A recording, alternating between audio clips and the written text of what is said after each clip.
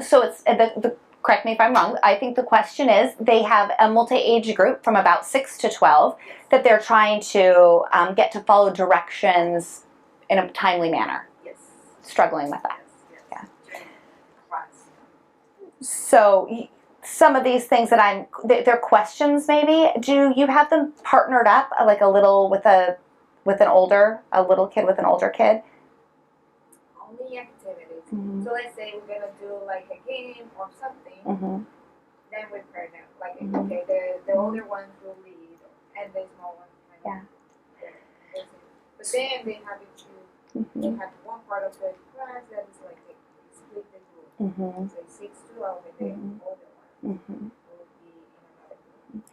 I'm wondering if you might be able to lean on the older ones. Now, I'm not saying that the older ones know how to follow directions better, but sometimes if you give them a role of a mentor, if you give them the role as the person, like, can you make sure that your littler friend gets to their place on time or that they're sitting the right way? That could be helpful. I've really, in my school, we did that as a practice of having a mentor, older mentor with a little kid, because it actually made the older kids' behavior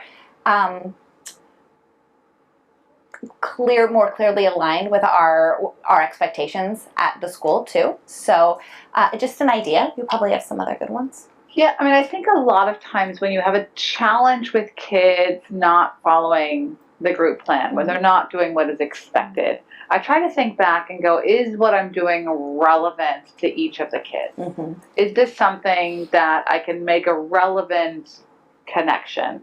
The challenge that I foresee, in your example, kids are as young as 6 and as old as 12. And I think relevance is a challenge because even as I think about books and stories, it's hard to find content that is accessible for the 6-year-old and sort of edgy enough for the 12-year-old.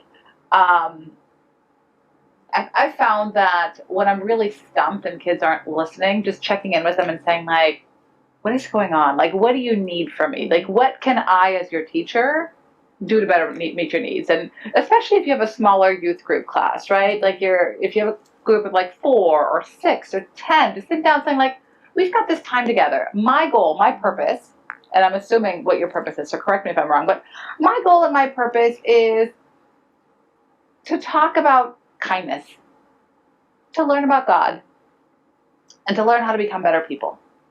Maybe that some of that aligns. And so that's really important to me. And I want all of us, like, how can we do that? And getting some input from them. And the younger ones might have a harder time, but I think a lot of times we try to overcomplicate the time that we have with kids. We only see them in a youth group setting about once a week, maybe every other week, and only for an hour or so. It's not a lot of time. And that if you're thinking about, like, well, what's my ultimate goal? Like, what are the skills that I can teach kids in that setting? I can teach them to live with kindness. I can teach them how to listen. What sort of listening and speaking activities can you do that teaches them the kind of behaviors to make them a great adult? Because while I have my own religious and spiritual beliefs, I found that the best thing that I can gift to my kid is a belief in God, kindness, and sort of a way to be with other people, more so than the specifics of any given religion. And maybe if you focus your energy on that, so rather than trying to focus on, well, what is the Sermon of the Mount? Or, what is reincarnation? What is the Paraspirit? Focusing on looking at a story and having kids identify and share, what is kindness? What could this person have done instead?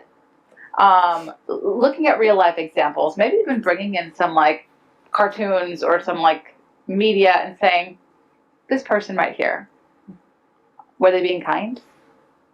Do you think they believe in God? How does this image make you think that God might exist?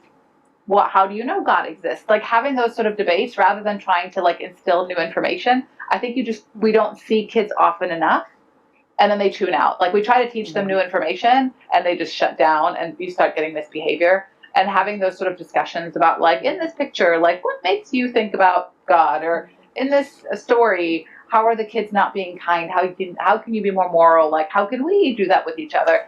Might help you a little bit. Honestly, this is not the answer you want, but I think 6 and 12-year-olds isn't going to work long. Just developmentally, it's a big developmental gap. If you look at somebody like Maria Montessori, she believed that like 3 to 4 years is sort of the max. So that takes you from like 6 to 9, maybe 10 if you're pushing it. It doesn't mean that they can't interact and learn from each other, but to learn content is going to be really hard because they have a different. I think the struggle here is there is not enough number of students that Mhm. range Yeah. or place like Mhm. here we have one room. Yeah. And it's just like Yeah. how we're gonna feed like Yeah. The challenge is real. I mean, we have those challenges all the time too. So I think, doing less talking and having them do more talking. I mean, in any classroom, that's when I walk in a classroom, that's what I'm looking for. How are the kids engaging with each other rather than you engaging with the kids, right? Like that, really looking for that. And I think we start with those ground rules we talked about in the presentation.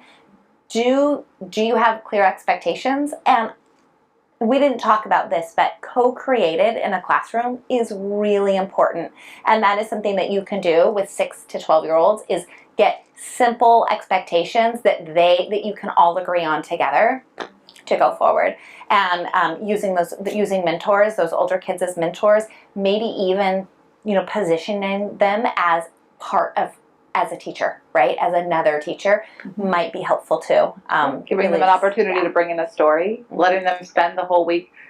As you go through the week, think about a story and then tell us who was being kind, not being kind, were they being a good human? Like, what, if you want to talk about reincarnation, like, what do you think that might mean for them next time around? Like, how might that change their future? What do you think happened to them in the past? Like, those sort of things might be easier. But, at 12, you really have an ability to pick up content and specifics in a very different way than a 6-year-old developmentally might, just in terms of even their brain development. I'll leave it at that.